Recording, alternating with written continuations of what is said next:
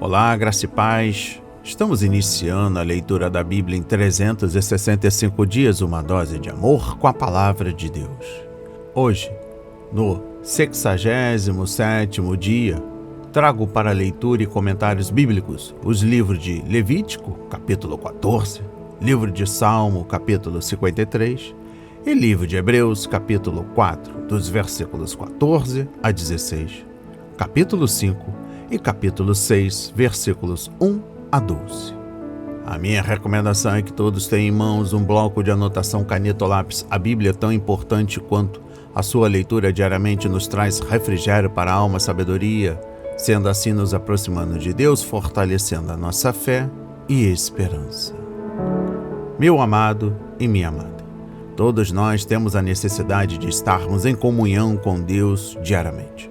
Comunhão esta através da leitura da Bíblia, ouvir os nossos devocionais, orar junto conosco. Precisamos usar todos os recursos que Deus tem nos dado através da leitura da Bíblia, através da intimidade, através dos sonhos, dos propósitos. E também precisamos incentivar os nossos irmãos e irmãs a estudarem a Palavra de Deus. Olha, Satanás não está para roubar seu carro, sua casa, seu apartamento, celular, relógio, roupa. Ele vem para roubar aquela semente que está sendo semeada no dia de hoje. Ele vem para roubar a sua fé e os propósitos que Deus tem para você. Olha, neste momento, repita estas palavras para a sua vida. Através do Espírito Santo, Senhor, revele a compreensão de sua palavra. A Bíblia Sagrada nos faz gerar a fé, nos faz ter o alimento, a cura, a restauração, a purificação. Senhor, me dê compreensão da sua palavra no dia de hoje, para que sejamos fortalecidos, que sejamos moldados. O mundo está buscando as suas validações, mas eu hoje busco a verdade. Em nome de Jesus. Amém. E graças a Deus. Se desconecte de tudo e permita que a palavra do Senhor adentre em vossos corações. Leitura do livro de Levítico, capítulo 14.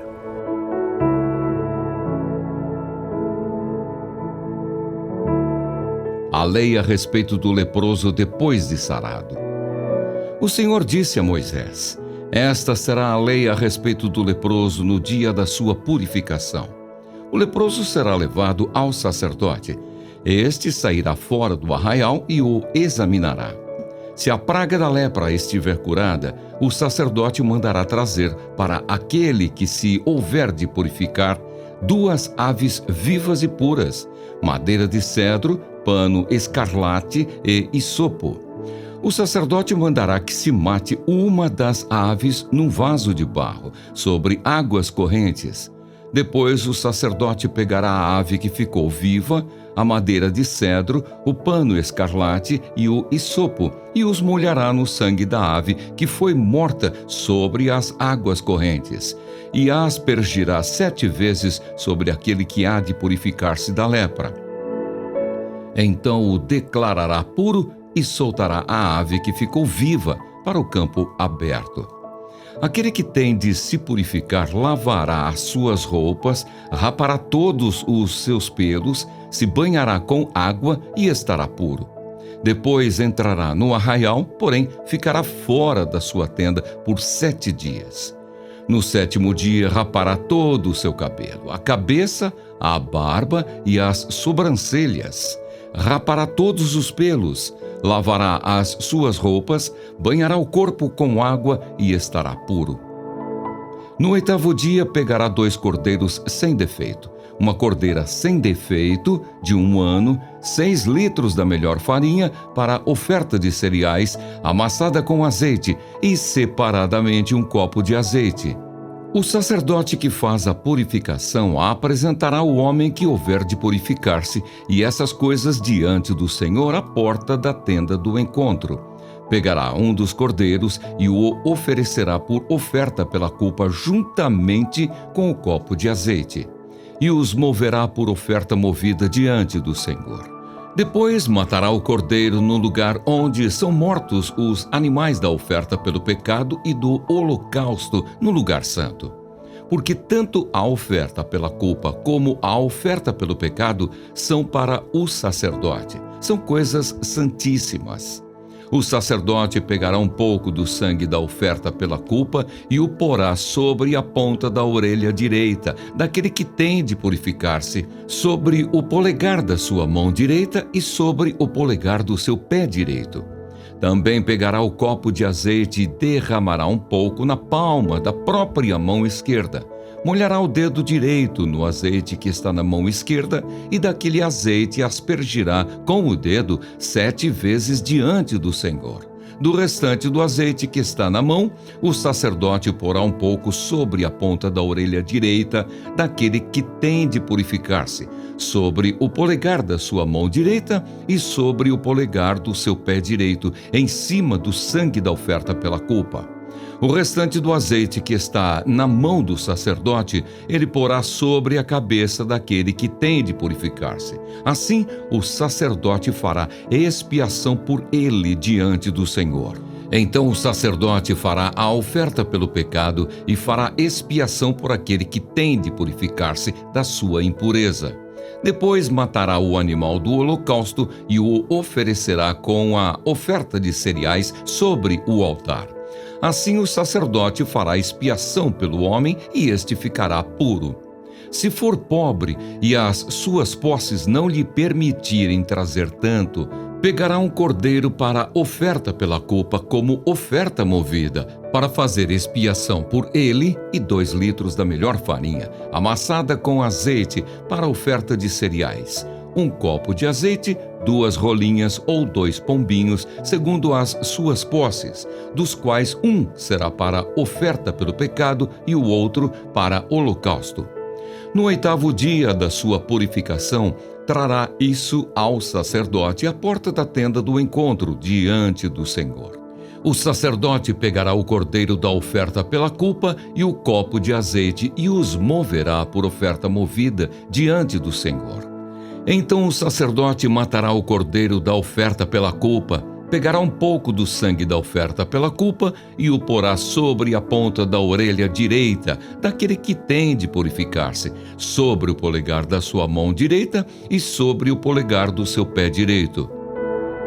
Derramará um pouco do azeite na palma da própria mão esquerda e com o dedo direito aspergirá do azeite que está na sua mão esquerda 7 vezes diante do Senhor.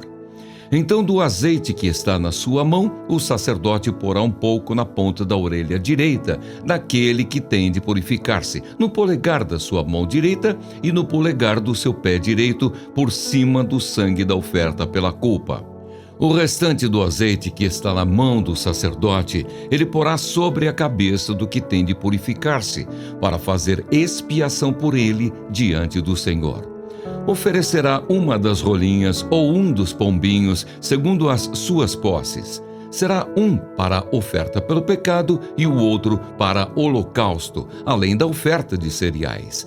E assim o sacerdote fará expiação por aquele que tem de purificar-se diante do Senhor.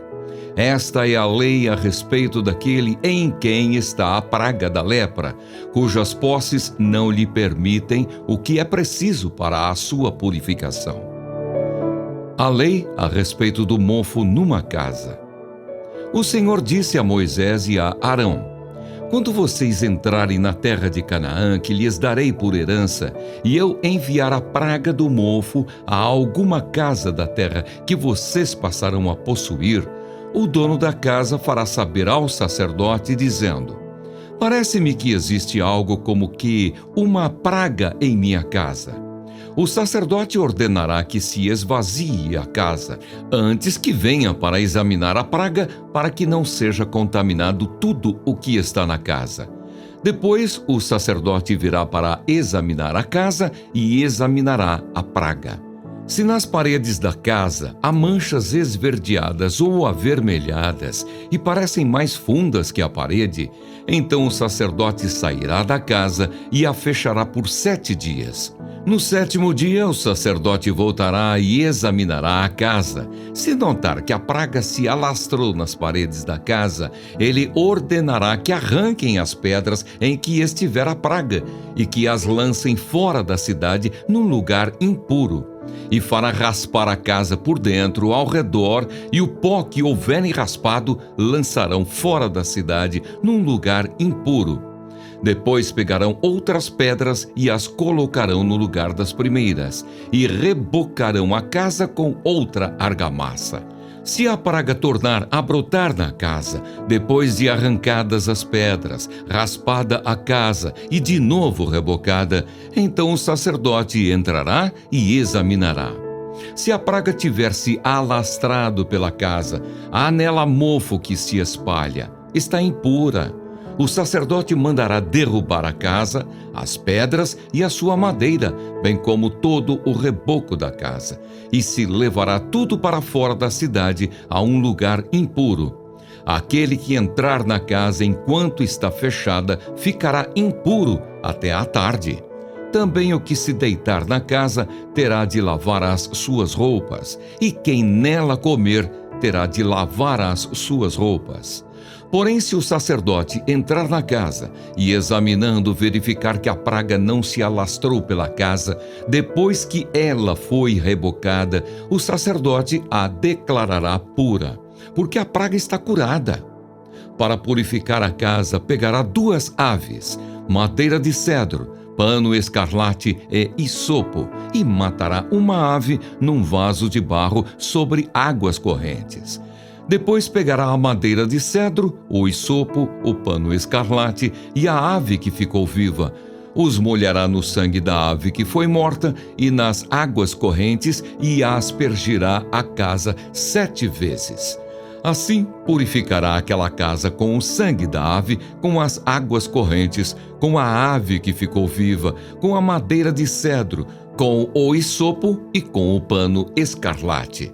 Então soltará a ave que ficou viva para fora da cidade, para o campo aberto. Assim fará expiação pela casa e ficará pura. Esta é a lei para todos os tipos de praga, de lepra, de micose, de mofo das roupas e das casas, da inchação, da pústula e das manchas lustrosas, para ensinar quando alguma coisa é pura ou impura. Esta é a lei a respeito da lepra.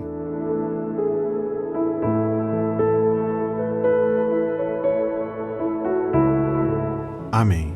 Compreendendo o capítulo 14 do livro de Levítico, é desencorajador ler o capítulo 13, cuja ênfase está na impureza e no isolamento. Mas o capítulo 14 traz-nos aquele raio de esperança de que precisamos. Uma pessoa com uma doença de pele poderia ser limpa e restaurada. Nós precisamos das más notícias do julgamento para que apreciemos da maneira correta as boas novas de salvação. Exposição bíblica dos versículos 2 e 3. Os passos para a purificação e a restauração de uma pessoa nos mostram o que Jesus Cristo fez por nós, pecadores. Primeiro, o sacerdote vai até aquele que sofre, já que a pessoa impura não tinha permissão para entrar no acampamento. O ministro tinha de sair para ministrar a ela. Da mesma forma, faz Jesus, pois o Filho do Homem veio para buscar e salvar o que estava perdido. Lucas 19, versículo 18. Quando ministrou aqui na terra, Jesus foi chamado de amigo de publicanos e pecadores. Lucas 7, versículo 34. Então, ele comparou a um médico ajudando seus necessitados pacientes. Mateus 9, versículos 10 a 13. Como o grande médico de Deus, Jesus faz atendimento a domicílio e vai ao encontro dos pecadores onde quer que eles estejam. No caso do judeu que tivesse uma doença de pele, o sacerdote sairia para investigar e determinar se, de fato, a pessoa estava curada. Mas Jesus vem a nós porque tem o poder de nos curar da doença do pecado. E finalizando a compreensão do livro de Levítico, capítulo 14, exposição bíblica dos versículos 7 a 32. Os sacerdotes declaravam que o indivíduo estava limpo com base nesses sacrifícios, pois eles apresentam a pessoa e a obra de Jesus Cristo. A oferta pelo pecado mostra Cristo fazendo expiação pela transgressão de uma pessoa. A oferta pela culpa nos lembra que Cristo pagou a dívida que tínhamos com Deus, pois, como uma pessoa doente, somos incapazes de servir-lhe em nossos dias de impureza. No holocausto, o homem dedicava-se completamente a Deus e a oferta de cereal mostra as perfeições de Cristo aceitas pelas imperfeições do adorador. Uma coisa única nessa cerimônia é que o sacerdote tratava o indivíduo limpo como um dos sacerdotes. Ele encostava o sangue da oferta pela culpa na orelha direita, no dedão da mão direita e no dedão do pé direito do infrator. Em seguida, aspergia óleo sobre a pessoa 7 vezes e depois colocava o óleo sobre o sangue que já estava naquelas partes do corpo. Essa cerimônia é similar àquela que Moisés utilizou para ordenar a Arão e seus filhos, capítulo 8, que graças a Deus manifestou o homem imundo ser tratado como sacerdote. 6 vezes nessa sessão o Senhor declarou que os sacerdotes purificam a pessoa, versículos 18 a 21 e 29 a 31, o que significa que seus pecados haviam sido perdoados.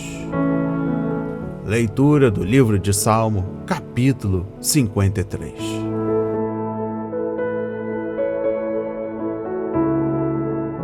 A corrupção do pecador e sua redenção. Ao mestre de canto, salmo didático de Davi para cítara. Diz o insensato do seu coração: não há Deus. Corrompem-se e praticam iniquidade. Já não há quem faça o bem. Do céu Deus olha para os filhos dos homens para ver se há quem entenda, se há quem busque a Deus. Todos se desviaram e juntamente se corromperam. Não há quem faça o bem, não há nem um sequer. Será que não entendem nada esses que praticam a iniquidade? Que devoram o meu povo como se comessem pão e que não invocam a Deus? Ficam tomados de grande pavor, onde não há o que temer, porque Deus dispersa os ossos daqueles que cercam você. Você faz com que fiquem envergonhados, porque Deus os rejeita. Quem dera que de Sião viesse já a salvação de Israel. Quando Deus restaurar a sorte do seu povo, Jacó exultará e Israel se encherá de alegria.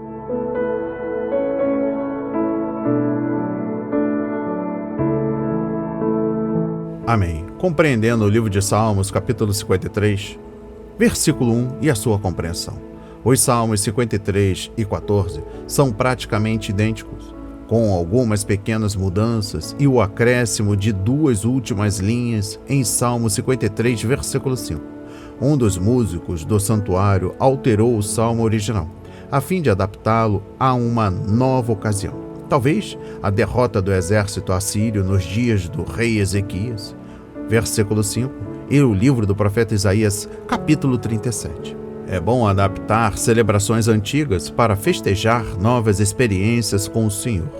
E finalizando a compreensão no livro de Salmo, capítulo 53, destaco, compreendendo o versículo 5. A terceira linha deste versículo descreve os corpos espalhados de um exército derrotado após a grande vitória de Deus. O fato de um cadáver permanecer desenterrado era uma grande desgraça no Antigo Oriente Próximo. Até um crime executado deveria ter um enterro decente. Deuteronômio 21, versículo 23. E também dê uma olhada em 2 de Reis, capítulo 23, versículo 14. O Senhor desprezou a arrogância dos assírios e o expôs à vergonha pública. Ele fará o mesmo aos exércitos do mundo que se opõem a ele, conforme Apocalipse 19, versículos 11 a 21. Leitura no livro de Hebreus, capítulo 4, versículos 14 a 16. O capítulo 5 e, finalizando, capítulo 6, dos versículos 1 a 12. Jesus, o sumo sacerdote eterno.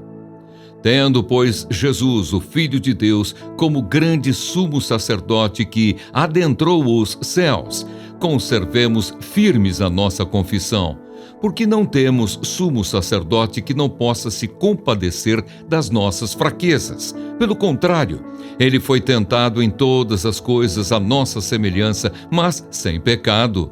Portanto, aproximemo-nos do trono da graça com confiança, a fim de recebermos misericórdia e encontrarmos graça para ajuda em momento oportuno.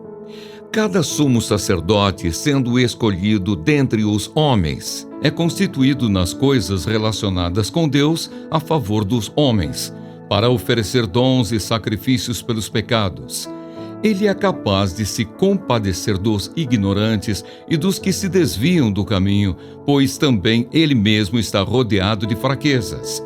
Por esta razão, deve oferecer sacrifícios pelos pecados, tanto do povo como de si mesmo. E ninguém toma esta honra para si mesmo, a não ser quando chamado por Deus, como aconteceu com Arão. Assim também Cristo não glorificou a si mesmo para se tornar sumo sacerdote, mas quem o glorificou foi aquele que lhe disse: "Você é meu filho, hoje eu gerei você." E em outro lugar também diz: "Você é sacerdote para sempre, segundo a ordem de Melquisedeque." Ele, Jesus, nos dias da sua carne, tendo oferecido com forte clamor e lágrimas, orações e súplicas a quem o podia livrar da morte, foi ouvido por causa da sua reverência. Embora fosse filho, aprendeu a obediência pelas coisas que sofreu e, tendo sido aperfeiçoado, tornou-se o autor da salvação eterna para todos os que lhe obedecem. E Deus o nomeou sumo sacerdote segundo a ordem de Melquisedeque. Exortação ao progresso na fé. A esse respeito temos muitas coisas a dizer, coisas difíceis de explicar, porque vocês ficaram com preguiça de ouvir. Pois quando já deviam ser mestres, levando em conta o tempo decorrido, vocês têm novamente necessidade de alguém que lhes ensine quais são os princípios elementares dos oráculos de Deus. Passaram a ter necessidade de leite e não de alimento sólido. Ora, todo aquele que se alimenta de leite é inexperiente na palavra da justiça, porque é criança. Mas o alimento sólido é para os adultos, para aqueles que, pela prática, têm as suas faculdades exercitadas para discernir não somente o bem, mas também o mal. Por isso, deixando os princípios elementares da doutrina de Cristo, avancemos para o que é perfeito, não lançando de novo a base do arrependimento de obras mortas e da fé em Deus, o ensino de batismos e da imposição de mãos, da ressurreição dos mortos e do juízo eterno. Isso faremos se Deus o permitir. É impossível, pois, que aqueles que uma vez foram iluminados, provaram o dom celestial, se tornaram participantes do Espírito Santo, provaram a boa palavra de Deus e os poderes do mundo vindouro e caíram, sim. É impossível outra vez renová-los para arrependimento, visto que de novo estão crucificando para si mesmos o Filho de Deus e expondo-o à zombaria. Porque a terra que absorve a chuva, que frequentemente cai sobre ela e produz plantas úteis para aqueles que a cultivam, recebe bênção da parte de Deus. Mas, se produz espinhos e ervas daninhas, é rejeitada e está perto da maldição, e o seu fim é ser queimada. Quanto a vocês, meus amados, ainda que falemos desta maneira, estamos certos de que coisas melhores os esperam, coisas relacionadas com a salvação. Porque Deus não é injusto para se esquecer do trabalho que vocês fizeram e do amor que mostraram para com o seu nome, pois vocês serviram e ainda estão servindo aos santos. Desejamos que cada um de vocês continue mostrando até o fim o mesmo empenho para a plena certeza da esperança, para que não se tornem preguiçosos, mas imitadores daqueles que, pela fé e pela paciência, herdam as promessas.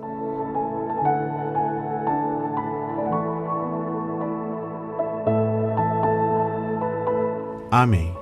Compreendendo o livro de Hebreus, capítulo 4, dos versículos 14 a 16. Exposição bíblica dos versículos 14 a 16. O povo não tinha permissão para entrar no recinto sagrado do tabernáculo e do templo. E mesmo os sacerdotes só podiam chegar à cortina inferior. Somente o sumo sacerdote podia atravessar a cortina e apenas no dia da expiação, conforme Levítico capítulo 16. Mas todo cristão em Cristo é convidado e até incentivado a aproximar-se do trono da graça com toda a confiança. Que majestoso é o trono, porque o nosso grande sumo sacerdote está ministrando nele. E finalizando a compreensão do capítulo 4, dos versículos 14 a 16, trago o versículo 16 à sua compreensão. Uma vez que podemos nos aproximar com confiança da presença de Deus e receber a ajuda de que precisamos, nenhum julgamento é demasiadamente grande e nenhuma tentação é terrível demais para que Jesus Cristo não possa nos dar a graça e a misericórdia de que necessitamos quando for preciso. Compreendendo o capítulo 5 do livro de Hebreus, exposição bíblica dos versículos 1 a 6. A existência de um sacerdócio e de um sistema de sacrifícios é evidência de que os seres humanos estão distantes de Deus. Por meio de seu ato de graça, Deus instituiu todo o sistema levítico.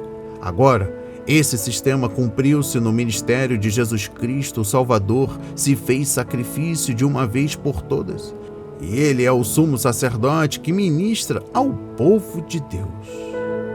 Compreendendo o versículo 6, dois fatores tornam o sacerdócio de Cristo especial e, consequentemente, a sua ordenação maior do que a dos sacerdotes do Antigo Testamento. Primeiro, ele é sacerdote para sempre. Todos os outros sacerdotes morreram e deixaram o ofício para os seus sucessores. Segundo, ele pertence a uma ordem diferente da dos outros sacerdotes, enquanto estes pertenciam à ordem de Arão. Cristo pertence à ordem de Melquisedeque. Essas verdades serão desenvolvidas nos capítulos 7 a 10, mas são introduzidas aqui no capítulo 5. Exposição bíblica dos versículos 7 a 10. Seria razoável que um pecador tivesse compaixão de outro pecador, mas nem sempre é o que acontece. É que o pecado torna as pessoas egoístas. A iniquidade pode nos cegar para as dores dos outros. Ela pode endurecer o nosso coração e tornar-nos críticos, em vez de solitários. Não, a pessoa voltada para as coisas espirituais e que tem um coração puro é a que se solidariza com o pecador e procura ajudá-lo. Uma vez que temos tantos pecados, encontramos dificuldades para ajudar outros pecadores, mas, sendo Jesus perfeito, ele pode suprir as nossas necessidades depois que pecamos. Nosso Senhor estava preparado para o seu ministério como sumo sacerdote durante os seus dias de ministério na terra, conforme Hebreus 5, versículo 7 a 8. E finalizando a compreensão do capítulo 5, trago a exposição bíblica dos versículos 11 a 14. O escritor estava para começar a sua explicação do sacerdócio celestial de Cristo, mas não sabia ao certo se os leitores estavam preparados para o que seria ensinado. O problema não era com o professor, mas sim que os leitores eram negligentes para ouvir. A palavra traduzida por lentos, no versículo 11, é repetida em capítulo 6, versículo 12, como negligentes. Ela se refere a uma condição de apatia e preguiça espirituais que impede o desenvolvimento na fé. Os indicadores dessa imaturidade espiritual eram a negligência para com a palavra, incapacidade de compartilhar as boas novas, uma dieta espiritual limitada e dificuldade de discernir o certo do errado. Compreendendo o capítulo 6 do livro de Hebreus, dos versículos 1 a 12. Exposição bíblica dos versículos 1 a 3. Para progredirmos, temos de deixar as coisas da infância para trás e avançar rumo ao crescimento espiritual. Aprendemos o alfabeto para poder ler palavras, frases, livros, enfim, não continuamos a aprender o básico pela vida toda. Nós nos apoiamos nos fundamentos para passarmos aos próximos níveis. Exposição bíblica dos versículos 4 a 6. Embora os estudiosos das Escrituras, ao longo dos tempos, venham interpretando esta passagem tão séria de diversas maneiras, o escritor provavelmente tenha descrito um caso hipotético para provar o argumento de que o verdadeiro cristão não pode perder a salvação. A declaração contida no versículo 9 parece respaldar essa interpretação diante dos seguintes fatos. Os que são mencionados parecem ser cristãos verdadeiros e não pessoas que simplesmente professam crer no Senhor. Eles, uma vez foram iluminados, versículo 4. A expressão uma vez significa iluminados de uma vez por todas. O modo como esse mesmo particípio é usado em capítulo 10, versículo 32, indica uma experiência de verdadeira salvação. Conforme 2 Coríntios capítulo 4, versículos 4 a 6. Eles provaram o dom celestial, versículo 4b, e experimentaram a bondade da palavra de Deus e os poderes da era que há de vir, versículo 5. Experimentar traz a ideia de conhecer. Esses cristãos hebreus conheceram o dom da salvação, a palavra de Deus e o poder do Senhor. Além disso, tornaram-se participantes do Espírito Santo. Conforme versículo 4c, a palavra participante significa aqueles que fazem parte de. Essas mesmas pessoas não só se tornaram participantes do Espírito Santo, mas também participantes do chamado celestial. Capítulo 3, versículo 1. Devemos lembrar que o objetivo do escritor não era assustar os leitores, mas tranquilizá-los. Se o objetivo fosse provocar medo, o autor teria citado pecado ou pecados que envergonhou Jesus Cristo. Mas ele não fez isso. Na verdade, o escritor evitou a expressão apostasia, usando o termo caíram em lugar dela, conforme Gálatas 5, versículo 4. E finalizando a leitura da Bíblia e também do livro de Hebreus, capítulo 6, dos versículos 1 a 12. Compreendendo o versículo 7, nem todo cristão dá a mesma qualidade de frutos, 100, 60 e 30, conforme Mateus 13, versículo 23. Mas todo cristão tem o mesmo tipo de fruto como prova de que é filho de Deus, conforme Mateus 7, versículos 15 e 20. Esse é o fruto do caráter e da conduta cristã, Gálatas 5, versículos 22 a 26, produzido pelo Espírito enquanto amadurecemos em Cristo. Receba essas palavras na autoridade de Jesus.